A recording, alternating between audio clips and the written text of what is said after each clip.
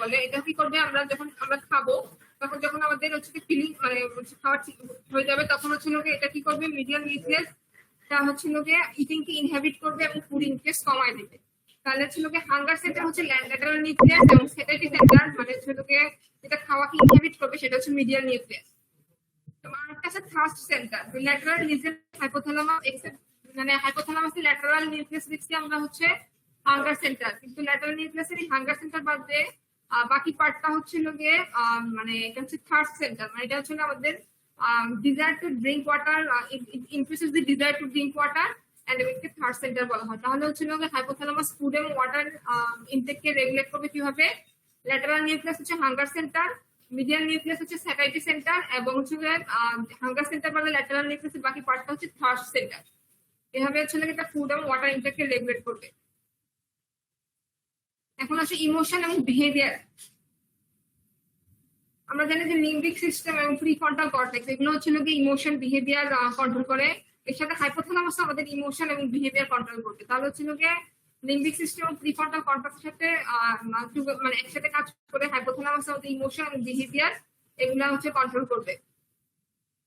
এবং হাইপোথ্যালামাস হচ্ছে কিছু ফিজিক্যাল এক্সপ্রেশন আনবে আমাদের ইমোশনের, যেমন হচ্ছে হার্ট রেট বাড়াবে, ব্লাড প্রেশার বাড়াবে, তারপর হচ্ছে ফ্লাশিং মানে হচ্ছে মুখে যেমন হচ্ছে pallor or flushing of the skin, sweating এগুলা করাবে। এগুলো হচ্ছে হাইপোথ্যালামাস কিছু এই ধরনের আসলে ইমোশনাল ফিজিক্যাল এক্সপ্রেশন আনবে, মানে ব্লাড প্রেশার ইনক্রিজ করবে, হার্ট রেট বাড়াবে, flushing, pallor of the skin, sweating এগুলো করাবে।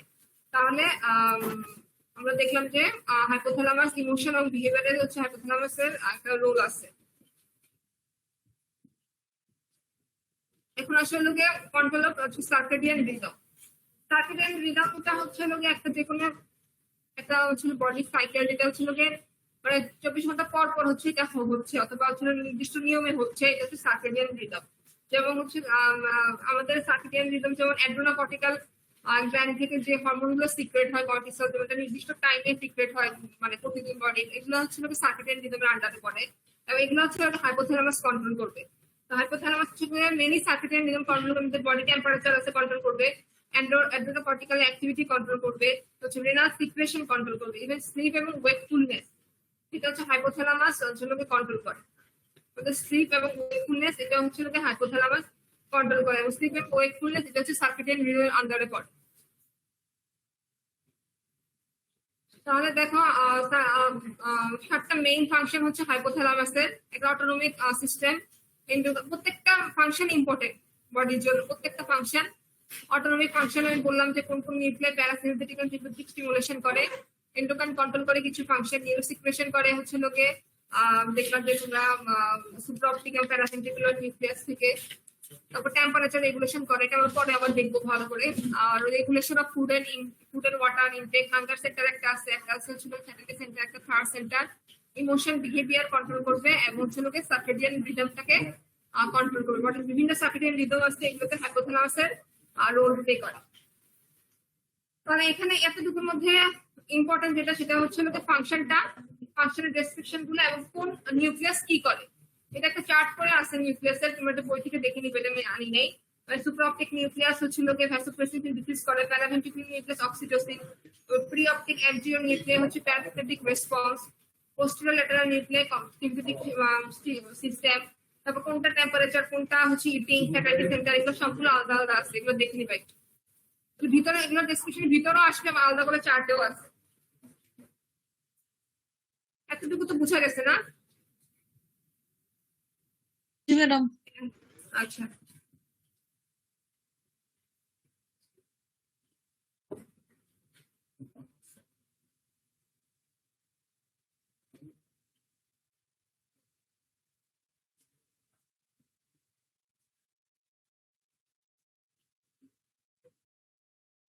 এখন আসলে নেক্সট বডি টেম্পারেচার, এটা খুব ইম্পর্টেন্ট, এটা পরীক্ষায় আসে। বডি টেম্পারেচার কিভাবে রেগুলেট হয়, বডি টেম্পারেচার কত, এগুলো পরীক্ষায় খুবই আসে এবং জিজ্ঞেস করে ভাইভাতে। এবং প্র্যাকটিক্যালও বডি টেম্পারেচার মানে মেজারমেন্টের একটা প্র্যাকটিক্যাল আছে, কিভাবে বডি টেম্পারেচার মেজার করে। যেমন টেম্পারেচার হচ্ছিল গিয়ে the degree of hotness or coldness of the body temperature বলে, আর বডি টেম্পারেচার হচ্ছে internal term body temperature refers to temperature differ structure, যেমন ভিসেরাল, লিভার, ব্রেন এগুলোরও টেম্পারেচার আছে। এটাকে নিয়েছিল কি ইন্টারনাল স্ট্রাকচারের টেম্পারেচারটাকে বডি টেম্পারেচার বলে, আর হটনেস এবং কোল্ডনেস আমরা বাইরে থেকে ফিল করি, সেটাই হচ্ছে মেনলি টেম্পারেচার। তারপর হচ্ছে normal values of body temperature, এটা ইম্পর্টেন্ট, বুঝছো? এটা তোমাদের সব সময় লাগবে, সব জায়গায় লাগবে, এবং এটা এমসিকিউ তে আসলে ভাইভাতে জিজ্ঞেস করবে, প্র্যাকটিক্যাল করার সময় তোমাদের এটা লাগবে। ওরাল টেম্পারেচার অ্যাভারেজ হচ্ছে 37 degree Celsius or 98.6 degree Fahrenheit. আর রেঞ্জে যদি বলতে বলে তাহলে রেঞ্জ হচ্ছে 36.3 to 37.1 degree Celsius or 97.3 to 98.8 degree Fahrenheit. তাহলে ওয়ার্ল্ড টেম্পারেচার কত দেখলে, এভারেজটা হচ্ছে 37 ডিগ্রি সেলসিয়াস আর 98.6 ডিগ্রি ফারেনহাইট। এটা খুব ইম্পর্টেন্ট, এটা তোমাদের সব সময় লাগবে। টেম্পারেচার কত, কারণ টেম্পারেচার যদি মাপতেই না পারো তাহলে ডাক্তার হলে আর কি। রেক্টাল টেম্পারেচার হচ্ছে লোকে 0.5 degree Celsius higher than the world temperature. তাহলে হচ্ছে রেক্টাল হচ্ছে মেনলি ছিল কোর টেম্পারেচার ইন্টারনাল বডি, এটা হচ্ছে লোকে 0.5 ডিগ্রি আর হায়ার থাকবে ওয়ার্ল্ড টেম্পারেচার থেকে।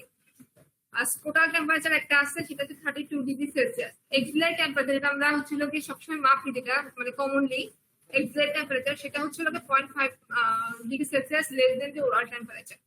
তার দেখলাম যে রেক্টাল টেম্পারেচারটা হচ্ছে লোকে ওরাল টেম্পারেচার থেকে 0.5 ডিগ্রি সেলসিয়াস বেশি, এবং এক্সিলারি টেম্পারেচারটা হচ্ছে ওরাল টেম্পারেচার থেকে 0.5 ডিগ্রি সেলসিয়াস কম।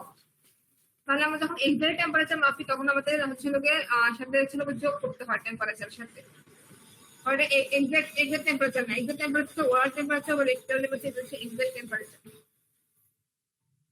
কমন সাইড হচ্ছে কোথায় কোথায় হবে, mouth, under tongue, rectum, axillary মাপা হয় গ্রয়েনে। অ্যাডাল্টে হচ্ছে আমরা হচ্ছে লোকে আন্ডার টাঙে দেখি, অ্যাডাল্টের ক্ষেত্রে হচ্ছে লোকে জিহ্বার নিচে থার্মোমিটার দিয়ে দেখা হয়। আর ইনফ্যান্ট এবং চিলড্রেনের হচ্ছে লোকে মেনলি এক্সিলা এবং গ্রয়েনে দেখা হয়। তাহলে হচ্ছে অ্যাডাল্ট হচ্ছে আমরা মেনলি হচ্ছে আন্ডার টাঙে দেখি, ইনফ্যান্ট হচ্ছে এক্সিলা এবং গ্রয়েনে দেখা হয়।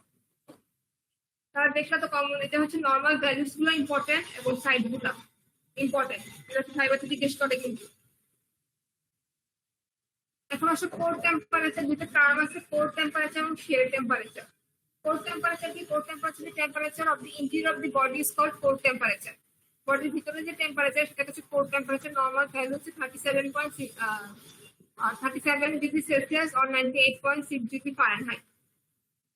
এটা অলমোস্ট কনস্ট্যান্ট থাকে, এবং এটা হচ্ছে লোকে প্লাস মাইনাস 1 ডিগ্রি ফারেনহাইট। মাইনাসটা এই পাশে চলে আসছে, প্লাস এর নিচে হবে মাইনাসটা। Plus minus 1 degree Fahrenheit or 0.6 degree centimetre মাঝখানে হচ্ছে এটা ফ্লাকচুয়েট করতে পারলে, বাট অলমোস্ট কনস্ট্যান্টই থাকে। এটা হচ্ছে কোথায় কোথায় দেখা হয়, কোর টেম্পারেচার মাউথ, রেক্টাম এবং ইসোফেগাস। ইসোফেগাসে দেখার জন্য এটা হচ্ছে একটা জটিল পদ্ধতি, এটা একটা প্রোব আছে এটা দেখার জন্য। এটা অন্যান্য ডিজিজ কন্ডিশনে দেখা হয়, এটা তোমরা জেনে রাখলে আর কি হবে। মেইনলি হচ্ছে আমরা দেখি মাউথ, রেক্টামে, এবং ইসোফেগাস হচ্ছে একটা আলাদা একটা যন্ত্র আছে দিয়ে দেখে। Generally it is more than the shell temperature, এটা হচ্ছে শেল টেম্পারেচার থেকে বেশি হয়। তাহলে কোর টেম্পারেচারটা হচ্ছে গিয়ে আমাদের ইন্টেরিয়র অফ দি বডি, আর যে টেম্পারেচার সেটা হচ্ছে কোর টেম্পারেচার। নর্মাল ভ্যালু দেখলা, এটা হচ্ছে মাউথ, রেক্টাম, ইসোফেগাসে মেজার করা হয়, এবং এটা শেল টেম্পারেচার থেকে বেশি হয়। এই হচ্ছে কোর টেম্পারেচার। আচ্ছা, শেল টেম্পারেচার কি, এখন temperature of the skin and subcutaneous tissue of the body is called shell temperature. আমাদের স্কিন এবং সাবকিউটেনিয়াস টিস্যু টেম্পারেচার সেটা হচ্ছে শেল টেম্পারেচার। এটা হচ্ছে গিয়ে সারাউন্ডিংস মানে হচ্ছে এনভায়রনমেন্টের টেম্পারেচার সাথে রাইজ এবং ফল করতে পারে। এটা হচ্ছে এক্সিলা এবং গ্রয়েনে মেজার করা হয়, এবং এটা হচ্ছে লেস দেন দি কোর টেম্পারেচার। আমরা মেইনলি জেনারেলি যেটা হয় সেটা হচ্ছে যে আমরা এক্সিলা যখন টেম্পারেচার মাপি তখন যত পাওয়া যায় তার থেকে আমরা 1 যোগ করে নিই বেশি। যেমন ন্যাচারাল যদি আমরা 99 ডিগ্রি ফারেনহাইট পাই তাহলে আমরা 1 যোগ করে 100 করে এটাকে। নর্মালি যখন তোমরা ওয়ার্ল্ডে যাবার টেম্পারেচার মাপবা ইজিতে, তখন তোমাদের এটা করতে হবে। তবে আন্ডার টাঙে যেটা পাওয়া হয় সেটা এক্সাক্ট ওটাই থাকে। যদি আন্ডার টাঙে 100 ডিগ্রি ফারেনহাইট পাও তাহলে সেটা 100ই থাকবে, কিন্তু যদি এক্সিলে ধর 99 পেলা তাহলে সেটার সাথে 1 যোগ করে নিতে হবে।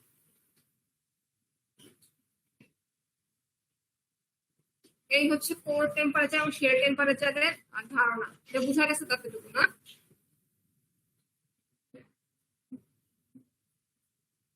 বুঝতে পারছো?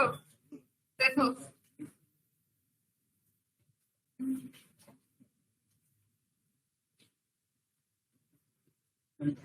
ম্যাডাম, আচ্ছা ঠিক আছে, এগুলা কিন্তু ইম্পর্টেন্ট, ভাইবাতে খুব জিজ্ঞেস করবে এগুলা।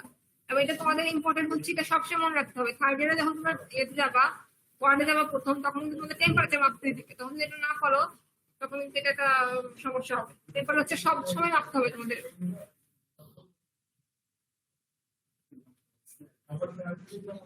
এখন আসলে হিট গেইন, কিভাবে হিট গেইন হয় আর হিট লস হয়। তাহলে কিভাবে what are the process of heat gain of the body, বডিতে কিভাবে হিট গেইন হয় এবং কিভাবে হিট লস হয়, এগুলো পরীক্ষাতে অনেক অনেক বেশি আসে। রিটেনে এগুলা প্রায়ই আসে, খুব ইম্পর্টেন্ট রিটেনের জন্য। এখন থেকে যেগুলো পড়াবো রিটেনের জন্য খুবই ইম্পর্টেন্ট, এগুলো আসে রিটেন। যদি কতবার না এসে থাকে এবার অবশ্যই আসবে একটা কোশ্চেন। এখন হিট গেইন হচ্ছে দুটা উপায় হয়, একটা হচ্ছে heat production in the body আর heat gain from the environment. তাহলে হচ্ছে হিট গেইন দুটা উপায় হয়, একটা হচ্ছে হিট প্রোডাকশন ফ্রম বডি আন্ডারে, আর একটা হচ্ছে বাইরে থেকে আমরা এনভায়রনমেন্ট থেকে পাইতে পারি। তাহলে হিট গেইন কিভাবে হয়, দুটা উপায়, heat production in the body এবং হিট গেইন ফ্রম এনভায়রনমেন্ট। এখন হচ্ছে heat production in the body, কিভাবে বডিতে হিট প্রোডাকশন হয়। ফার্স্টটা হচ্ছে মেটাবলিজম, সেকেন্ড হচ্ছে ফুড ইনটেক এবং 3 নম্বর হচ্ছে ব্রাউন ফ্যাট। মেটাবলিজমে আন্ডারে আমার 3টা পয়েন্ট হচ্ছে মাসকুলার কন্ট্রাকশন, এন্ডোক্রাইন মেকানিজম এবং সিনথেটিক স্টিমুলেশন। এখন মেটাবলিজম দেখো, মেটাবলিজম হচ্ছে factors that increase heat production by increasing metabolic rate as listed below. কি কি ফ্যাক্টর আছে যেটা বডিতে মেটাবলিক রেট বাড়ায় আমাদের হিট প্রোডাকশন বাড়ায়। একটা হচ্ছে মাসকুলার কন্ট্রাকশন, যে কোনো ধরনের হচ্ছে মাসকুলার কন্ট্রাকশন কখন হয়, ওয়ার্কিং, আমরা যদি কাজ করি যখন, অথবা এক্সারসাইজ, অথবা হচ্ছে শিভারিং, যখন হচ্ছে শিভারিং হয়, সেগুলো কি করে মাসল মেটাবলিজম বাড়ায়, হচ্ছে হিট প্রোডাকশন বাড়ায়। তাহলে কি হবে, মাসকুলার কন্ট্রাকশন কিভাবে করবে, মাসকুলার কন্ট্রাকশন হচ্ছে এক্সারসাইজের, যখন এক্সারসাইজ হয় করে মানুষ, অথবা হচ্ছে যখন কাজ করে, অথবা শিভারিং হলে, অথবা এগুলো হওয়ার মাধ্যমে কি হয়, মাসকুলার মেটাবলিজম ইনক্রিজ হয় এবং সে কারণে হচ্ছে হিট প্রোডাকশন হয়। তাহলে হচ্ছে মাসকুলার কন্ট্রাকশনের কারণে মাসকুলার মেটাবলিজম হবে এবং হচ্ছে হিট প্রোডাকশন হবে। এটা হচ্ছে মাসকুলার কন্ট্রাকশনের মাধ্যমে। সেকেন্ড হচ্ছে endocrine metabolism, hormone that increase heat production by increasing metabolism include কোন কিছু কিছু হরমোন, এই হরমোনগুলো হচ্ছে বডিতে মেটাবলিজম বাড়ায় দেয় এবং সেগুলোর মাধ্যমে হচ্ছে হিট প্রোডাকশন বাড়ায়। একটা হচ্ছে এপিনেফ্রিন, নরএপিনেফ্রিন, থাইরয়েড হরমোন এবং গ্রোথ হরমোন টেস্টোস্টেরন। এগুলো কি করে, বডিতে মেটাবলিজম বাড়ায় এবং তার মাধ্যমে হচ্ছে হিট প্রোডাকশন করে। Epinephrine, norepinephrine, thyroid hormone, growth hormone এবং টেস্টোস্টেরন। এবং 3 নম্বর পয়েন্ট হচ্ছে সিনথেটিক স্টিমুলেশন। সিনথেটিক স্টিমুলেশন কি করবে, এটা হচ্ছে মেটাবলিজম বাড়াবে এবং হিট প্রোডাকশন বাড়াবে। মেটাবলিজম বাড়াবে এবং হিট প্রোডাকশন বাড়াবে বলে সিনথেটিক স্টিমুলেশন। তাহলে মেটাবলিজমের মাধ্যমে 3টা পয়েন্ট, একটা হচ্ছে মাসকুলার কন্ট্রাকশন, সেকেন্ড হচ্ছে এন্ডোক্রাইন মেকানিজম এবং থার্ড হচ্ছে সিনথেটিক স্টিমুলেশন। নেক্সট হচ্ছে ফুড ইনটেক। এটা খুবই কমন কথা যে ফুড আমরা যদি খাওয়া খাই, সেটা হচ্ছে প্রত্যেকটা ফুডের একটা স্পেসিফিক ডিনামিক অ্যাকশন থাকে এবং তার মাধ্যমে হচ্ছে আমাদের বডিতে হিট প্রোডাকশন হয়। আর আমাদের ব্রাউন ফ্যাট হচ্ছে বাচ্চাদের, ইনফ্যান্টের হচ্ছে ব্রাউন ফ্যাট থাকে, মানে হচ্ছে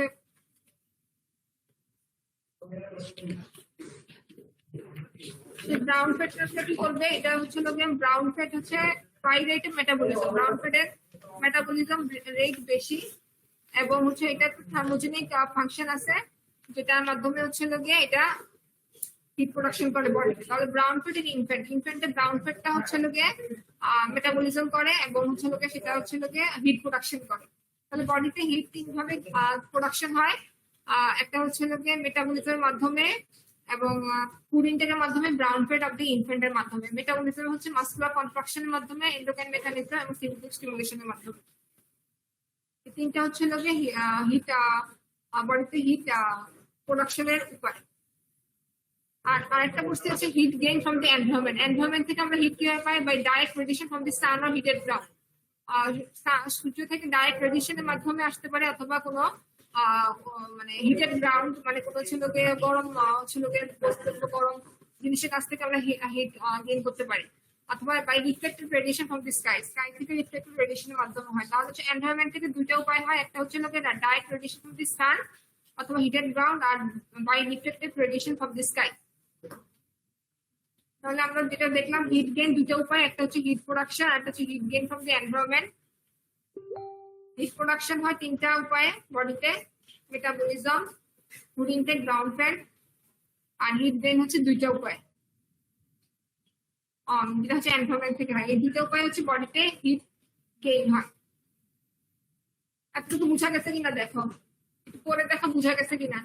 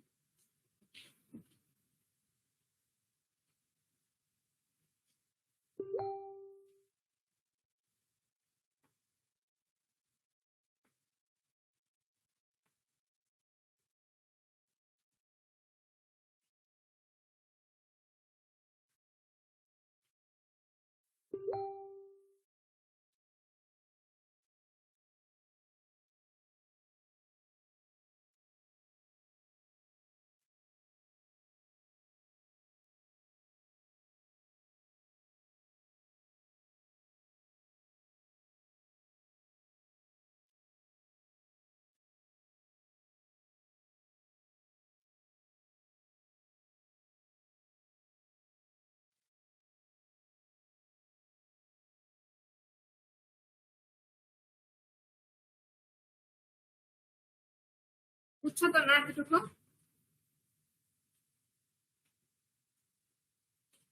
এটা বুঝছি। আচ্ছা, নেক্সট যাচ্ছি তাহলে আমি।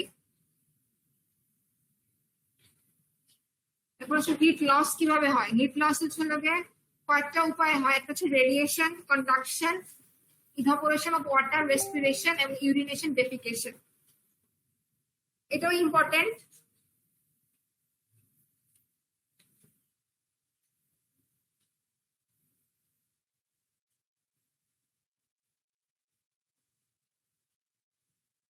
এটাও ইম্পর্টেন্ট, কারণ হচ্ছে এটা পরীক্ষায় আসে কিভাবে হিট লস হয়। এখন দেখো রেডিয়েশন, রেডিয়েশন কি?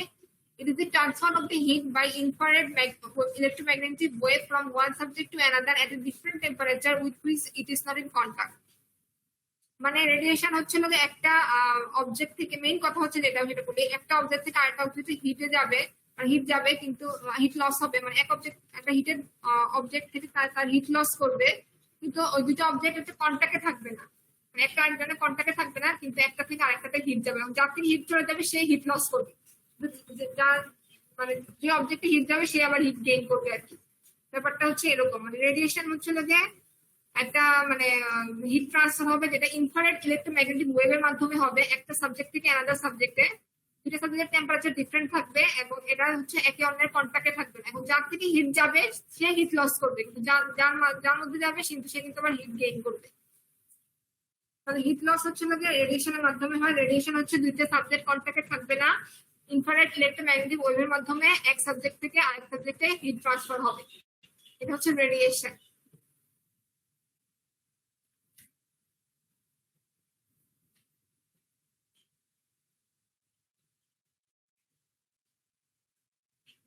এবার হচ্ছে কন্ডাকশন। কন্ডাকশন হচ্ছে it is the heat exchange between the object or substance at different temperatures that are in contact with each other. এখন হচ্ছে কন্ডাকশন হচ্ছে হিট এক্সচেঞ্জ হবে এক সাবজেক্ট থেকে আরেক সাবজেক্টে, কিন্তু এটা হচ্ছে আবার একে অন্যের কন্টাক্টে থাকবে।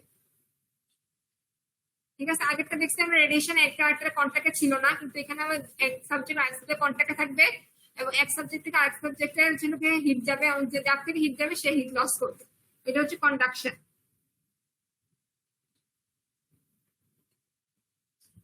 ঠিক আছে, ডিফারেন্স হচ্ছে একটা একটা এখানে কন্ডাকশন হচ্ছে কন্টাক্টে থাকবে সাবজেক্ট অথবা সাবস্ট্রেট, যেটাই হয় অবজেক্ট সাবস্ট্রেট যেটাই হবে কন্টাক্টে থাকবে, এবং রেডিয়েশনের ক্ষেত্রে কন্টাক্টে থাকবে না।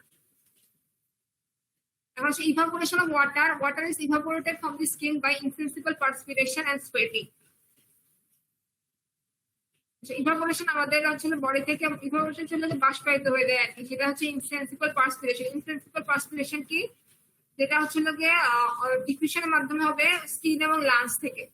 স্কিন এবং লাংস থেকে ডিফিউশনের মাধ্যমে যে ওয়াটারটা বের হয়ে যাবে সেটাই হচ্ছে ইনসেন্সিবল পার্সপিরেশন। এটা দেখা যায় না, মানে এটা আমরা ফিল করতে পারি না, কিন্তু এটা হচ্ছে কন্টিনিউয়াস, এই প্রসেসটা হচ্ছে কিন্তু এটা আমরা ফিল করতে পারি না। যেটা এটাকে বলা হয় ইনসেন্সিবল পার্সপিরেশন, যেটা স্কিন এবং লাংস থেকে হয়। এবং হচ্ছে সোয়েটিং এর মাধ্যমে যেটা হবে সেটা তো আমরা ফিল করতে পারি। এই তাহলে ইভাপোরেশন অফ ওয়াটারের মাধ্যমে হচ্ছে হিট লস হবে। এখন হচ্ছে respiration. The expired air is saturated with water vapour. আমরা যে ওয়াটার, যে এয়ারটা আমরা হচ্ছে মানে ইন্সপিরেশন এক্সপিরেশনের সময় যে এয়ারটা আমরা বের করি সেটা হচ্ছে স্যাচুরেটেড থাকে ওয়াটার ভেপর দিয়ে। This water is derived by vaporization from the moist mucous membrane of the respiratory passage. এই ওয়াটারটা কোথেকে আসে? যে রেসপিরেটরি প্যাসেজে যে ময়েস্ট মিউকাস মেমব্রেন থাকে তার সেখানে ভ্যাপোরাইজেশনের মাধ্যমে আসে, এবং এটার ফলে হচ্ছে 2% হিট লস হয়। এই আমরা এক্সপায়ার্ড এয়ারের মাধ্যমে হচ্ছে আমরা 2% হিট লস করি বডি থেকে। আর ইউরিনেশন, আচ্ছা এটা ইউরিনেশন এবং ডেফিকেশন, ইউরিনেশন ডেফিকেশনের মাধ্যমে হচ্ছে 1% হিট লস হয় বডি থেকে। তাহলে রেডিয়েশনের মাধ্যমে হয় হিট লস, কন্ডাকশনের মাধ্যমে হয় ইভাপোরেশন অফ ওয়াটার যেটা হচ্ছে ইনসেন্সিবল পার্সপিরেশন, আর লাংস এবং স্কিনের মাধ্যমে হয়, এবং সোয়েটিং। রেসপিরেশনের মাধ্যমে 2% হিট লস হয়, এবং ইউরিনেশন ডেফিকেশনের মাধ্যমে বডি থেকে 1% হিট লস হয়। রেডিয়েশন এবং কন্ডাকশন থেকে হচ্ছে 70% হিট লস হয় প্রায়। রেডিয়েশন এবং কন্ডাকশন বলছে এটা থেকে টুগেদারে প্রায় 70% হিট লস হয়। সোয়েটের মাধ্যমে প্রায় হচ্ছে সোয়েটিং এর মাধ্যমে 27% হিট লস হয়। রেসপিরেশনের মাধ্যমে বললাম, ইউরিনেশন ডেফিকেশন 1%। এই হিট লসটা কেন ইম্পর্টেন্ট? বিকজ এটা যদি না হয় কন্টিনিউয়াস বডি থেকে, তাহলে হচ্ছে আমাদের বডিতে থার্মাল ব্যালেন্স মেইনটেইন হবে না। সুতরাং এইসব প্রক্রিয়ার মাধ্যমে হিট লসটা হচ্ছে কন্টিনিউয়াস হচ্ছে এই প্রক্রিয়াগুলা। যেমন হচ্ছে আমাদের হচ্ছে আমরা এক্সপ্রেসের সময় এয়ার বের করতেছি, তার মাধ্যমে হিট লস হচ্ছে। ইউরিনেশন ডেফিকেশনের মাধ্যমে করতেছি, তারপর সোয়েটিং এর মাধ্যমে হচ্ছে, আর বিভিন্ন ভাবে হচ্ছে। এগুলো হচ্ছে বডির অনেক ইম্পর্টেন্ট বডির থার্মাল ব্যালেন্স মেইনটেইনের জন্য। বোঝা গেছে তো এতটুকু না? জি ম্যাডাম। দেখো, আচ্ছা ঠিক আছে। তাহলে হিট গেইন এবং হিট লস দুটো দেখলাম, এই দুইটা খুবই ইম্পর্টেন্ট, পরীক্ষায় আসে, এবং আসলে সুন্দর করে লিখবা। এখন হচ্ছে regulation of body temperature in hot and warm climate. কি হবে? হট এবং ওয়ার্ম ক্লাইমেটে বডি টেম্পারেচার রেগুলেট হয়, এটা খুব ইম্পর্টেন্ট, এটা পরীক্ষায় আসে। এখানে প্রত্যেকটা কোশ্চেন থেকে পরীক্ষায় আসে। In hot climate body gains more heat from the environment by radiation. আমাদের হচ্ছে হট ক্লাইমেটে যেমন সূর্য থেকে রেডিয়েট হয়ে হচ্ছে এনভায়রনমেন্ট থেকে রেডিয়েট হয়ে হচ্ছে হিট আসে বডিতে। তাহলে হচ্ছে হট ক্লাইমেটে আমরা বডি environment থেকে হচ্ছে হিট গেইন করে। To maintain the normal body temperature, heat loss from the body must be increased and heat production of the body must be decreased. তাহলে এখানে থার্মাল ব্যালেন্স মেইনটেইনের জন্য আমাদের কি করতে হবে? বডিতে যে হিট লস সেটা হচ্ছে ইনক্রিজ করতে হবে, এবং বডিতে যাতে হিট প্রোডাকশন কম হয় সেটা হচ্ছে মেইনটেইন করতে হবে। তাহলে হট ক্লাইমেটে হচ্ছে বডি হিট বেশি গেইন করে, এবং সেই জন্য হচ্ছে হিট লসটা বাড়াতে হবে এবং হিট প্রোডাকশনটা কমাতে হবে। এখন হচ্ছে হাইপোথ্যালামিক রেগুলেশন। হাইপোথ্যালামিক রেগুলেশনে কি হয় দেখো, এটা ইম্পর্টেন্ট। বলছিলাম যে হাইপোথ্যালামাস কিভাবে রেগুলেট করে, এখানে পুরোটা আসবে। Hypothalamic regulation হচ্ছে the hypothalamus is the principal center for the integration of the mechanism concerned with the regulation of body temperature. Hypothalamus হচ্ছে body temperature regulator principal center. High environmental body temperature কি করবে? Cutaneous এর যে আমাদের worm receptor গুলোতে সেগুলো stimulate হবে, সেখান থেকে অ্যাফারেন্ট ইম্পালস চলে যাবে হচ্ছে প্রি অপটিক এবং অ্যান্টিরিয়র হাইপোথ্যালামিক নিউক্লিয়াস। তারপরে কি হবে? সেই প্রি অপটিক এবং অ্যান্টিরিয়র নিউক্লিয়াস কি করবে? মেকানিজম ইনিশিয়েট করবে, যার কারণে হিট লস বেশি হবে বডি থেকে এবং হিট প্রোডাকশন কম হবে। তাহলে যখন বডিতে টেম্পারেচার বেড়ে যাবে অথবা হচ্ছে ওয়ার্ম ক্লাইমেটে যাবো আমরা, তখন হচ্ছে বডির যে কিউটিনিয়াস ওয়ার্ম রিসেপ্টর গুলো আছে সেগুলো স্টিমুলেট হবে, সেটা হচ্ছে অ্যাফারেন্ট ইম্পালস। সেই কিউটিনিয়াস ওয়ার্ম রিসেপ্টর গুলো থেকে অ্যাফারেন্ট ইম্পালস চলে যাবে হাইপোথ্যালামাসের প্রি অপটিক এবং অ্যান্টিরিয়র হাইপোথ্যালামিক নিউক্লিয়াস, এবং তার ফলে হচ্ছে বডিতে মেকানিজম ইনিশিয়েট হবে, যে মেকানিজমের কারণে বডিতে হিট লস ইনক্রিজ হবে এবং হিট প্রোডাকশন কম হবে। এতটুকু বোঝা গেছে কিনা দেখো?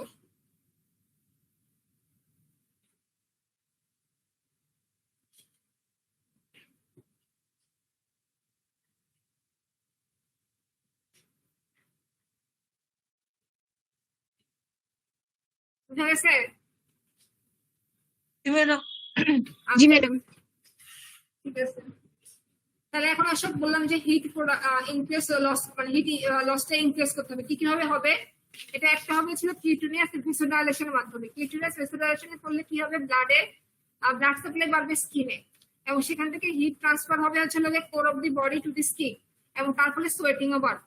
তাহলে হচ্ছে গিয়ে হিট লস কিভাবে বেশি হবে, কিউটেনিয়াস ভেসোডাইলেশন হবে। কিউটেনিয়াস ভেসোডাইলেশন হলে স্কিনে হচ্ছে ব্লাড সাপ্লাই বাড়বে এবং সেখান থেকে হচ্ছে বডির ইন্টেরিয়র কোর থেকে টেম্পারেচার চলে যাবে স্কিনে এবং সেখানে সোয়েটিং বাড়বে। আর একটা হচ্ছে সোয়েটিং ইটসেলফ। সোয়েটিং হলে হচ্ছে ইভালেশন। এই সোয়েটিং বাড়লে কি হবে, সোয়েটিং হচ্ছে থেকে আমরা evaporation of the sweating latent হিটটাকে লস করাবে এবং হিট লস ইনক্রিজ করাবে এবং রেসপিরেশন ইনক্রিজ হবে। রেসপিরেশন ইনক্রিজ হলে হচ্ছে গিয়ে এক্সপায়ার্ড এয়ারের মাধ্যমে হিট লসটা বেশি হবে। তাহলে হচ্ছে আমরা এখানে যে বললাম যে হিট লস বাড়াতে হবে এবং হিট প্রোডাকশন কমাতে হবে। তাহলে হিট লস বাড়বে হচ্ছে তিনটা মাধ্যমে, কিউটেনিয়াস ভেসোডাইলেশন, সোয়েটিং এবং increased inspiration. And decrease heat production কিভাবে হবে, নো শিভারিং। আমাদের এই শিভারিং হলে হচ্ছে মাসকুলার কন্ট্রাকশন হয়, হিট প্রোডাকশন হবে। এক্ষেত্রে হচ্ছে হিট বডিতে হিট বেড়ে গেলে কোনো শিভারিং হবে না, কোনো কেমিক্যাল থার্মোজেনেসিস হবে না, অ্যানোরেক্সিয়া হবে, মানে হচ্ছে খাওয়ার বেশি গরমে দেখবে খেতে ইচ্ছা করে না বেশি। এটা তোমরা নর্মালি ফিল করবে যে যখন অনেক বেশি গরম পড়ে তখন দেখো যে খেতে ইচ্ছা করতেছে না বেশি। তাহলে অ্যানোরেক্সিয়া হবে, আমরা কম ফুড ইনটেক করবো এবং হচ্ছে তার ফলে হচ্ছে হিট প্রোডাকশন কম হবে। এবং অ্যাপাথি এবং ইনার্শিয়া। ইনার্শিয়া হচ্ছে মাসকুলার অ্যাক্টিভিটি কমে যাওয়া আর কি। দেখো যে বেশি গরম পড়লে তখন আমাদের কাজ করতে ইচ্ছে করে না, অথবা হচ্ছে মানে একটু মানে কি লেজিনেস লাগে, অথবা সেটা হচ্ছে কারণ কি, তাহলে এটা হচ্ছে নর্মাল প্রসেস। এটা কারণ আমাদের এটা হচ্ছে হাইপোথ্যালামাস থেকে সিগন্যাল আসতেছে আমাদের যে আমাদের বডিতে হিট বাড়তেছে, সেই কারণে হচ্ছে আমরা এই ধরনের অ্যাডজাস্টমেন্টের মধ্য দিয়ে যাবো আর কি। তাহলে শিভারিং হবে না, কেমিক্যাল থার্মোজেনেসিস হবে না, অ্যানোরেক্সিয়া হবে, অ্যাপাথি এবং ইনার্শিয়া। এতে রেজাল্ট কি হবে, হিট লস ইনক্রিজ হবে এবং ডিক্রিজ হিট প্রোডাকশন হবে এবং বডি টেম্পারেচার রেগুলেট হবে বাই হাইপোথ্যালামাস। তাহলে বডি টেম্পারেচার রেগুলেশনে ফার্স্ট যেটা হচ্ছে সেটা হচ্ছে হাইপোথ্যালামিক রেগুলেশন। এটা হচ্ছে এই হবে হাইপোথ্যালামিক। প্রথমটা হচ্ছে হাইপোথ্যালামিক রেগুলেশন, দ্বিতীয়টা হচ্ছে বিহেভিয়ারাল অ্যাডজাস্টমেন্ট। তো প্রথমটার মধ্যে হচ্ছে হাইপোথ্যালামিক রেগুলেশন, হচ্ছে হাইপোথ্যালামাস এভাবে হিট লস বাড়াবে। এখন দেখো তোমরা 5 মিনিট পরে এটা বুঝতে পারো কিনা, ঠিক আছে কিনা।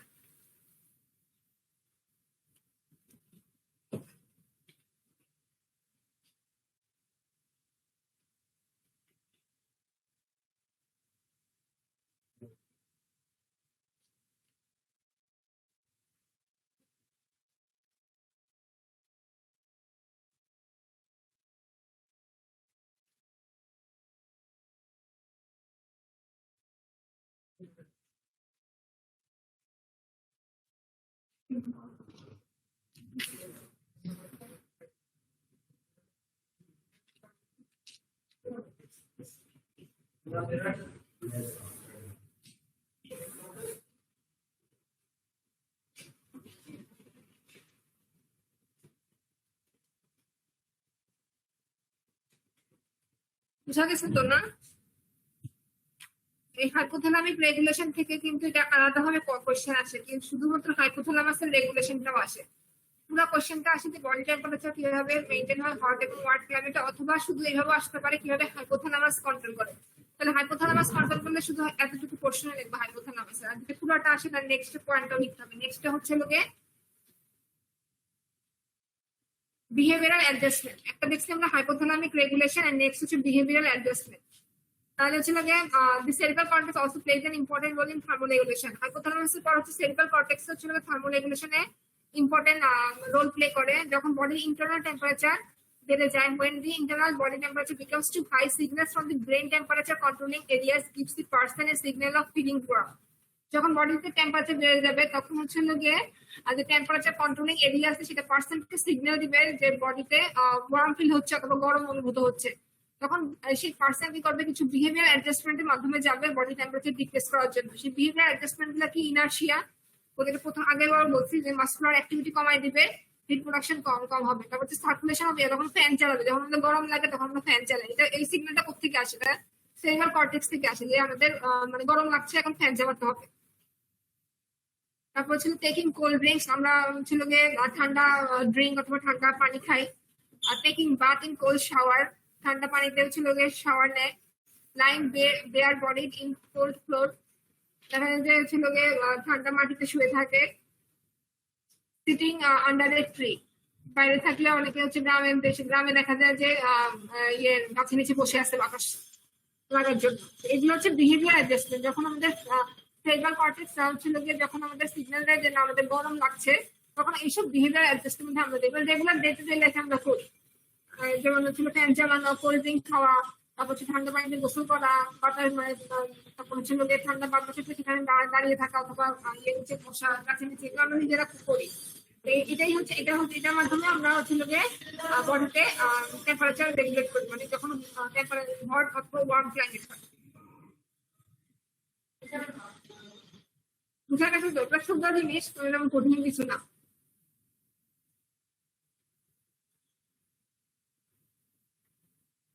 তাহলে এটা তো বুঝতে পারছো না কিভাবে regulation of body temperature in hot and warm ক্লাইমেটে হয়। একটা হচ্ছে হাইপোথ্যালামিক রেগুলেশন, এগুলো কিভাবে হাইপোথ্যালামাসের রেগুলেশন এগুলো হয়। আর এটা হচ্ছে বিহেভিয়ারাল অ্যাডজাস্টমেন্ট, এটা আমরা নিজেরা করি এবং সেটার জন্য হচ্ছে সেরিব্রাল কর্টেক্স আমাদেরকে সিগন্যাল দেয়। এই দুইটার মাধ্যমে হচ্ছে হট ক্লাইমেটে টেম্পারেচার রেগুলেট হয়। তাহলে একটু পরে দেখো বুঝা গেছে কিনা, তোমরা পরে দেখো একটু বুঝা গেছে কিনা আমাকে বলো। জি ম্যাডাম, বুঝছি ম্যাডাম। আচ্ছা ঠিক আছে। নেক্সট আসে হচ্ছে কিভাবে টেম্পারেচার রেগুলেশন হয় কোল্ড ক্লাইমেটে। কোল্ড ক্লাইমেটে কি হয়, বডি এক্সটার্নাল টেম্পারেচার থাকে। The cold in cold climate the external temperature is lower than the body temperature, মানে বডি টেম্পারেচার থেকে বাইরের টেম্পারেচারটা কোল্ড থাকে। আমাদের বডি টেম্পারেচার থেকে বাইরের টেম্পারেচার, এনভায়রনমেন্টাল টেম্পারেচার কোল্ড থাকে cold ক্লাইমেটে। Therefore, excessive heat is lost from the body by convection, convection, radiation. তাহলে সে কারণে হচ্ছে আমাদের বডি থেকে আমরা পড়ছি না যে কনডাকশনের মাধ্যমে লস হয়, রেডিয়েশনের মাধ্যমে হিট লস হয়। তাহলে আমাদের বডি থেকে তখন হচ্ছে হিট, এমনিতে তো বাইরের আবহাওয়া কোল্ড, তার মধ্যে আমাদের বডি থেকে হিট লস হয় কনডাকশন, কনভেকশন এবং রেডিয়েশনের মাধ্যমে। এবং to maintain the normal body temperature, heat loss, এই যে হিট লস হচ্ছে সেটা কমাতে হবে এবং হিট প্রোডাকশন বাড়াতে হবে। তাহলে কোল্ড ক্লাইমেটে কি হলো, কোল্ড ক্লাইমেট হচ্ছে বডি টেম্পারেচারটা আমাদের মানে এনভায়রনমেন্ট থেকে বেশি থাকে, সেই কারণে হচ্ছে বডি থেকে হিট লস হয় বাই কনডাকশন, কনভেকশন এবং রেডিয়েশন। এবং সেটা বডির নরমাল টেম্পারেচার মেনটেন করার জন্য আমাদের বডিতে অবশ্যই হিট লসটা কমাতে হবে, হিট প্রোডাকশন বাড়াতে হবে।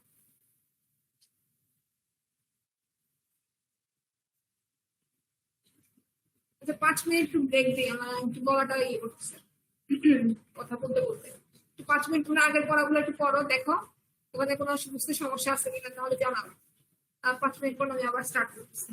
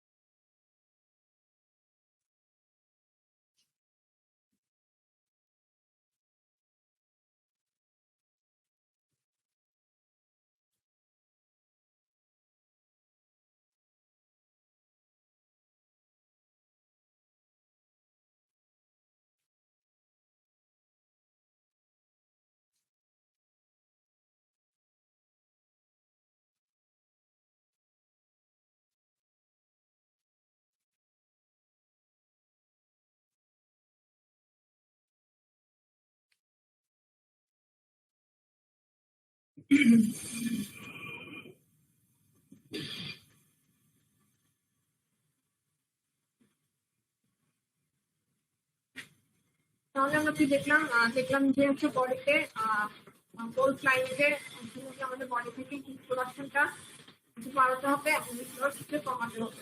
এটা কিভাবে হয়, প্রথমটা হচ্ছে hypothalamic regulation. Low environmental temperature stimulates কিডনিয়াস কোল্ড রিসেপ্টর। লো যখন টেম্পারেচার লো হয়ে যায় তখন কিডনিয়াস কোল্ড রিসেপ্টর গুলো স্টিমুলেট হবে, সেটা অ্যাফারেন্ট ইম্পালস পাঠাবে পোস্টেরিয়র হাইপোথ্যালামাসে। সেই কারণে হচ্ছে পোস্টেরিয়র হাইপোথ্যালামাসে সিগন্যাল পাঠানোর পর পোস্টেরিয়র হাইপোথ্যালামাস কি করবে, হিট লস ডিক্রিজ করবে বাট হিট প্রোডাকশন বাড়াবে। তাহলে আর যখন বডিতে এনভায়রনমেন্টের টেম্পারেচার কমে যায় তখন হচ্ছে কিউটিনিয়াস কোরিসেপ্টরগুলো স্টিমুলেটেড হবে, সেখান থেকে অ্যাফারেন্ট ইম্পালস চলে যাবে হাইপোথ্যালামাসে, পোস্টেরিয়র নিউক্লিয়াসে অথবা পোস্টেরিয়র হাইপোথ্যালামাসে। সেখানে এবং তারপর হচ্ছে মেকানিজম ইনিশিয়েট হবে যেটা কি করবে, হিট লস ডিক্রিজ করবে এবং হিট প্রোডাকশন বাড়াবে। এখন হচ্ছে কি হবে, হিট প্রোডাকশন বাড়াবে। হিট প্রোডাকশন বাড়াবে হচ্ছে শিভারিং হবে। শিভারিং এর ফলে কি হবে, স্কেলেটাল মাসকুলার অ্যাক্টিভিটি হবে এবং হিট প্রোডাকশন হবে। শিভারিং এর ফলে স্কেলেটাল মাসকুলার অ্যাক্টিভিটি হবে এবং হিট প্রোডাকশন হবে। তখন হচ্ছে তার হাঙ্গার সেন্টারকে স্টিমুলেট করবে এবং হচ্ছে আমাদের ক্ষুধা লাগবে। ক্ষুধা লাগলে হচ্ছে হাঙ্গার সেন্টার স্টিমুলেট হলে কি হবে, ফুড ইনটেক বাড়াবে এবং ফুড ইনটেক বাড়ানোর মাধ্যমে হচ্ছে আমাদের মেটাবলিজম বাড়বে এবং হচ্ছে লোকে হিট প্রোডাকশন বাড়বে। তাহলে দেখো যে শীতকালে ক্ষুধা বেশি লাগে, এদের একটা কারণ হচ্ছে এটা। তখন বডিতে তখন হচ্ছে লোকে আমাদের মানে ওই হাইপোথ্যালামাস থেকে হচ্ছে লোকে হাঙ্গার সেন্টারকে স্টিমুলেট করে যে টেম্পারেচার বাড়াতে হবে, এটা ফুড দরকার।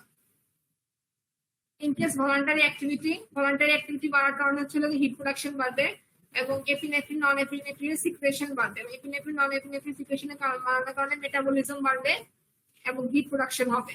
থাইরক্সিন প্রোডাকশন বাড়বে এবং থাইরক্সিন হচ্ছে আমরা জানি হিট প্রোডাকশন বাড়ায় মেটাবলিজমের মাধ্যমে। লাইপোলাইসিস হবে, লাইপোলাইসিসের ফলে ব্রাউন ফ্যাট ব্রেকডাউন হবে ইনফ্যান্টে এবং হিট প্রোডাকশন বাড়বে। তাহলে কিভাবে হিট প্রোডাকশন বাড়ে, একটা হচ্ছে শিভারিং এর মাধ্যমে, হাঙ্গারের মাধ্যমে, increase voluntary activity মাধ্যমে, increase secretion of epinephrine non epinephrine, increase thyroxine production এবং lipolysis এর মাধ্যমে। এগুলো হচ্ছে হাইপোথ্যালামাসের কাজ। এগুলো করার মাধ্যমে হাইপোথ্যালামাস বডিতে হিট প্রোডাকশন বাড়াবে এবং ডিক্রিজ হিট লস কমাবে কি হবে, কিউটিনিয়াস ভেসোকনস্ট্রিকশন এর মাধ্যমে। কিউটিনিয়াস ভেসোকনস্ট্রিকশন হলে কি হবে, ব্লাড সাপ্লাই কমে যাবে স্কিনে এবং হচ্ছে মানে বডির যে টেম্পারেচার সেটা হচ্ছে কোর টেম্পারেচারটা ট্রান্সফার হবে না স্কিনে এবং সেখান থেকে হচ্ছে হিট লস কম হবে।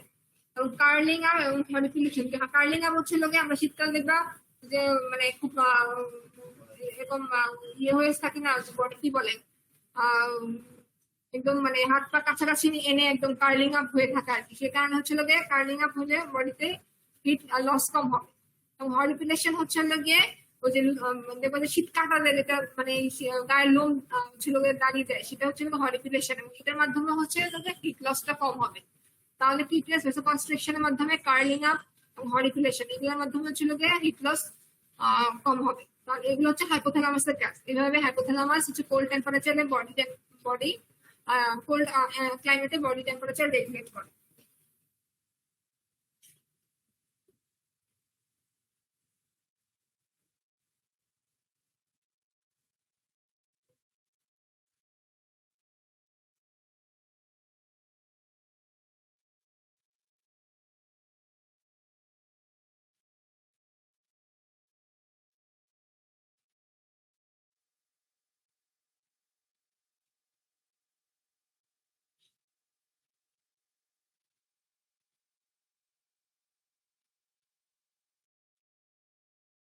দেখলাম হাইপোথ্যালামাসের রেগুলেশন। এখন আসলে আরেকটা বিহেভিয়ার আর দুটো উপায় করে body temperature regulate cold climate. একটা হচ্ছে হাইপোথ্যালামিক রেগুলেশন আর হচ্ছে বিহেভিয়ারাল অ্যাডজাস্টমেন্ট। সেটা সেরিব্রাল কর্টেক্স করবে। যখন হচ্ছে এনভায়রনমেন্টাল টেম্পারেচার কমে যাবে তখন সেরিব্রাল কর্টেক্স থেকে হচ্ছে মানে থার্মোরেগুলেটিং সেন্টারে সিগন্যাল চলে যাবে এবং পার্সন কিছু হচ্ছে বিহেভিয়ারাল অ্যাডজাস্টমেন্ট করবে, যার কারণে হচ্ছে বডি টেম্পারেচার রেগুলেট হবে। এগুলোর মধ্যে হচ্ছে মাসকুলার অ্যাক্টিভিটি বাড়াবে, ইনক্রিজ মাসকুলার অ্যাক্টিভিটি।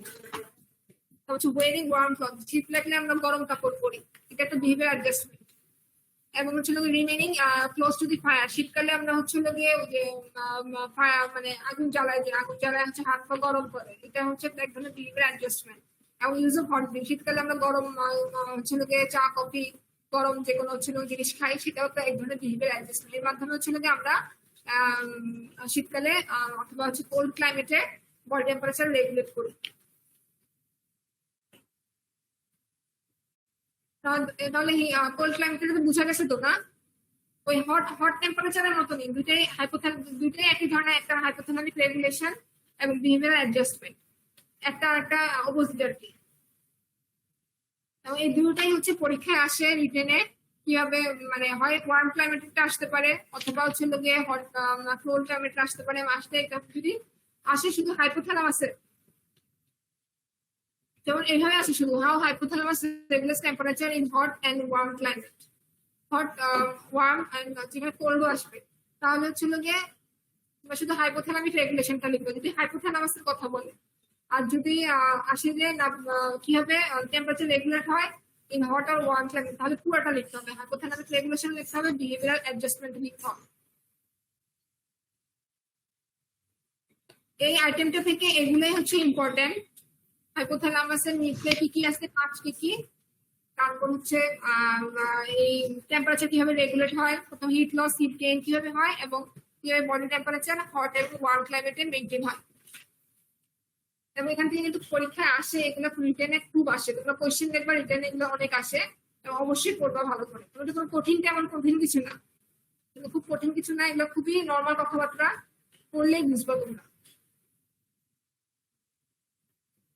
কোনো কোয়েশ্চেন থাকলে করতে পারো, একটু দেখো 5 মিনিট দেখে, 5-10 মিনিট দেখো, দেখে কোনো কোয়েশ্চেন থাকলে করতে পারো, একটু দেখো। হ্যাঁ, 5 মিনিট দেখো একটু।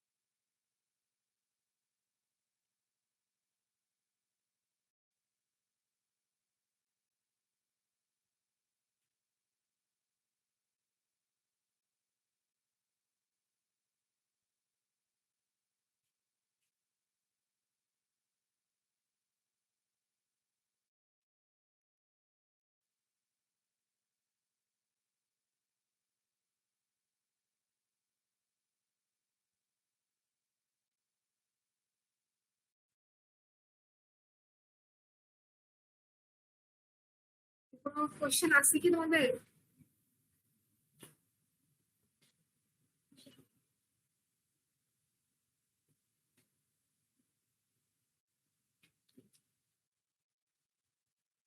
নর্মাল বডি টেম্পারেচার কত, অবশ্যই ভালো রেঞ্জে শিখবা, নর্মাল ভ্যালু জানবা, ওরাল টেম্পারেচার কত, এক্সিলারিতে কত, এবং ওরালে আসলে এক যোগ করে নিতে হয়, এই ব্যাপারটা অবশ্যই জানবা। তারপর হচ্ছে কোর টেম্পারেচার, শেল টেম্পারেচার, এটা আসে। কোর টেম্পারেচার মানে কি, শেল টেম্পারেচার কি, তারপর আর হিট গেইন হিট লস বারবার বলতেছে, এটা অবশ্যই আসে, এবং ওয়ার্ম ক্লাইমেট এবং কোল্ড ক্লাইমেটে কিভাবে মেনটেন করে সেটাও আসে। এগুলো রিটার্নে খুব আসে, এবং এগুলো খুব কঠিন না, পড়লেই বুঝতে পারবা। কি কোনো কোশ্চেন আছে তোমাদের?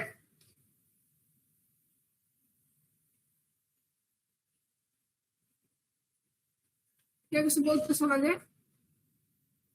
না ম্যাডাম। আচ্ছা ঠিক আছে, তাহলে তোমাদের নেক্সট হচ্ছে 12:30 থেকে আইটেম হবে, জানো তো না? জানি ম্যাডাম। আচ্ছা, 12:30 থেকে তোমরা আধা ঘন্টা রেস্ট করে 12:30 থেকে আবার সবাই জয়েন করো। আইটেম হবে, আইটেম হচ্ছে শিরিনে ম্যাডাম নিবে তোমাদের। আর হচ্ছে আর তোমাদের কোনো প্রবলেম টবলেম থাকলে, অথবা কোনো রিভিউ ক্লাস লাগলে, সেটা আমাদেরকে জানাবো আগে থেকে। আমাদের এই লেকচার গুলো শেষ করার পর, নার্ভাস সিস্টেম শেষ করার পর যদি সময় পাই আমরা, অথবা যদি এই যে টিচার ক্লাসগুলোতে সময় পাই, তাহলে আমরা দেখিয়ে দেওয়ার চেষ্টা করবো। তোমরা যদি মানে আগের পড়া থেকে কোনো কিছু জানা লাগে, তাহলে তোমরা সবাই মিলে ঠিক করে কমন টপিক এটা আমাদেরকে অবশ্যই জানাবো। আর তোমাদের পরীক্ষা শুনলাম নেক্সট মান্থে হতে পারে, জানি না এটা কিভাবে সম্ভব, তারপরে শুনলাম যে হতে পারে নাকি। প্রফ, তোমরা কিছু শুনছো নাকি? ম্যাম আমরা তো শুনছি সাপ্লির কথা, যে ফার্স্ট এমবিবিএস আর সেকেন্ড এমবিবিএস এর যারা সাপ্লি দিবে ওরা চুলাইতে দিবে, এটা কি আমাদের জন্য ছিল নোটিস? জানি না, আমাদেরকে তো বললো তোমাদের পরীক্ষাটা কি হবে, মানে এটা কিভাবে সম্ভব এটা জানি না। আমাদের নিবে কেমনে ম্যাডাম? আমাদের তো অনেক কিছু বাকি এখন। তুমি বাকি সেটাই তো, কিভাবে সম্ভব? তোমাদের আসলে পরে প্র্যাকটিক্যাল দেখতে হবে তোমাদের সবার। আর তারপরে তোমাদের আইটেম কার্ড গুলোতে ইয়ে করতে হবে। যারা আইটেম পাঠাচ্ছ না তাদের কি হবে এটা জানি না। যারা আইটেম পাঠাও নেই, আমাদের কিন্তু সব রেকর্ড আছে, কারা আইটেম পাঠাইছো কারা পাঠাও নেই, সবার রোল নাম্বার অনুযায়ী আছে। যারা পাঠাচ্ছ না তারা হচ্ছে লোকে পরবর্তীতে কিন্তু ঝামেলাতে পড়ে যাবে, বুঝছো? কারণ আসলে আমরা আইটেম উপর দেখে দেখে তোমাদের আইটেম কার্ড গুলোতে সাইন করে দিব। তোমাদের হচ্ছে অনুরোধ, অবশ্যই তোমরা হচ্ছে আইটেম গুলা দিয়ে দিবা, কোনো ঝামেলাতে জড়াবা না, বুঝছো? ফিজিওতে যারা পাঠিয়েছে ওদের 2 সপ্তাহ 3 সপ্তাহ পরে চেক করে দেখা যায় আউটবক্সে পড়ে আছে, সেন্ড হয় না, ডেলিভার্ড হয় না অনেক সময়। না, চেঞ্জ হয় না, ডেলিভার হয় না, এটা তো হবে না। হয়তো অনেক সময় হচ্ছে আগের গুলো চেক না করা হলে, মানে ডিলিট না করলে পরে আসে না, এরকম হলে হয়তো এরকম হতে পারে। আমি যেগুলো আমাকে যেগুলো তোমরা সেন্ড করছো আমি কিন্তু সবগুলোই পাইছি, মানে আইটেম। আমি গত 2টা আইটেম চেক করতে পারিনি, গত 2টা আইটেম এইবার দিলে আর কি। জানি রিপ্রোডাক্টিভ এই 2টা আইটেম চেক করতে পারিনি এখনো, আমি আজকে কি করবো, আজকে একটা সহ আর কি, হয়তো অথবা কালকে করবো। কিন্তু এছাড়া তো বাকিগুলো আমি সব চেক করছি, আমার লেখা আছে কারা কারা আইটেম ইয়ে করছি। আমি রোলগুলো কি দেয়া যায়? আমি নেক্সট যদি আইটেম নিতে আসি অথবা ক্লাস নিতে আসি তাহলে নিয়ে আসবো না, বুঝতে নেক্সট ক্লাসে আসলে আমি নিয়ে আসবো কারা কারা, মানে তাদেরকে আমি পাইনি, নিয়ে আসবো। আপনার ইমেইলটা কি মিষ্টি দাস 33 নাকি শুধু মিষ্টি? হ্যাঁ মিষ্টি দাস 33। ওই যে সবসময় স্ক্রিনশট মানে স্লাইডে দেখা যায় যে শুধু মিষ্টি থাকে, দাস থাকে না, তো এই কারণে অনেকে হয়তো। না মিষ্টি দাস 33। আচ্ছা ম্যাম ধন্যবাদ। হ্যাঁ, আর তো ম্যাক্সিমামই পাই, কয়েকজনের হয়তো পাওয়া যায় না, 3-4 জনের, 5-6 জনের এরকম, ম্যাক্সিমামই তো মানে যারা পাঠাও না কিছু প্রথম ম্যাডাম একটু মানে কোন কার্ডের কোনগুলো বাকি আছে এগুলো যদি একটু রুলস বলে দেওয়া যেত তাহলে ধরেন ফোন দিয়ে বলে দিতাম। আচ্ছা ঠিক আছে, আমি তো প্রথম দিকে বলছিলাম অনেকগুলা যে কারা কারা পাঠাও না, বিশেষ করে ডি ব্যাচে কিছু রোল নাম্বার আছে, ডি ব্যাচের যারা কোনো আইটেম পাঠাও না, এবং আমাকে বলছিল ওই যে বাইজি যে তাদের নাকি কি নেটওয়ার্ক নাই না কি সমস্যা হাবি যাবে এগুলো বলছিল। তখন আমি ফোন দিয়েও বলছি, আমি ফোন দিয়েও তো বলছিলাম যে তাদের আইটেম আমি পাচ্ছি না। এখন এখন ওদেরকে বলছি, ওরা অনেকেই পরে মানে প্রথম দিকে দিতে পারে না, প্রথম 2-3টা কার্ডের সমস্যা হয়েছে, পরে সবাই আস্তে আস্তে মানে দেওয়ার চেষ্টা করতেছে। এখন যেমন পরের গুলা আমি পেয়েছি, পরের গুলা হচ্ছে কয়েকজন যে কয়েকটা রোল তারা পাঠাইছে, কিন্তু আগে অনেকগুলো আইটেম আমরা পাঠাই নাই, তো ওগুলা কি হবে আমি জানি না। এখন প্রথম দিকে এগুলো যদি একটু কনসিডার করা যেত, কারণ প্রথম দিকে অনেকেই ম্যাডাম বুঝতে পারে না, যেমন আমরা কি করব কি না, নেট পাইতেছি না, কিছু ক্লাসেও ঢুকতে পারতেছিলাম না। এরপরে আস্তে আস্তে যখন কন্টিনিউয়াস হয়ে গেছে তখন সবাই চেষ্টা করতেছে রেগুলার দেওয়ার। প্রথমে 1-2টা কার্ডের সমস্যা হয়েছে একটু। আচ্ছা ঠিক আছে, আমি তাহলে ম্যাডামের সাথে কথা বললে যদি ওদেরকে বলে যে আবার পাঠাতে পারবে তাহলে আমি তোমাকে জানাই দিব, বুঝছো? আমরা দরকার হলে ম্যাডাম আমরা এই বায়োকেমিস্ট্রিতে অ্যাপ্লিকেশন দেওয়া হয়েছে, স্যারদেরকে জানাইছে আর কি, স্যাররা মানে কারণ দর্শানোর জন্য বলছে। তো এরকম যদি বলা স্পেসিফিক যার কারণ আছে আমি বলে দিল, আমি আপনাকে জানাই দিলাম রুল অনুযায়ী। ঠিক আছে, আমি তাহলে এটা আলাপ করে নিই ম্যাডামের সাথে, ম্যাডামের সাথে আলাপ করে তারপর তোমাকে ইনফর্ম করে দিই। আর তোমরা ইয়েতে ক্লিয়ার থেকো যে তোমরা পাঠাচ্ছ, আর আমরা সবাই চেক। প্রথম দিকে সমস্যা হয়েছে, পরে সবাই কন্টিনিউয়াসলি দেওয়ার চেষ্টা করতেছে আর কি, যতটুকু পারতেছে দিতেছে সবাই। হ্যাঁ দাও, মানে পাই না এরকম কমই, মানে খুব মানে মেজরিটি পাঠাচ্ছ, কিন্তু খুব কম সবই পাঠাও না। তো আচ্ছা যে আমি নেক্সট ক্লাসে আসলে তোমাদের এগুলো নিয়ে আসার চেষ্টা করবো যে কারা কারা মানে আমার যারা যারা পাঠাচ্ছ আর কি। যারা কারা হাতে টাইম পাইনি। ঠিক আছে, আর তোমাদের অবশ্যই দেখো আচ্ছা, যে ma'am. তোমাদের কোন কোন টপিকে সমস্যা, এটা ডিসকাস করে নিজেরা আমাদেরকে জানাই দিও, তাহলে আমরা টিউটোরিয়াল ক্লাসগুলোতে নেওয়ার চেষ্টা করবো ওগুলা। ঠিক আছে, আচ্ছা ম্যাম, আমি আপনার জানাই দিব, যদি আমার কিছু বলে ফোন দিয়ে জানাই দিব। সবার সাথে আলাপ করে কমন টপিক গুলো, কারণ সব ক্লাস রিভিউ করা সম্ভব না, কমন যেটা সবার সমস্যা, কমন টপিক সেটাই জানাবা। ঠিক আছে, আচ্ছা, আচ্ছা, তাহলে আজকে তাহলে 12:30 থেকে তোমাদের আইতে অবশ্যই সবাই জয়েন করো, আপনার আমারটা তাহলে শেষ। আচ্ছা ম্যাম।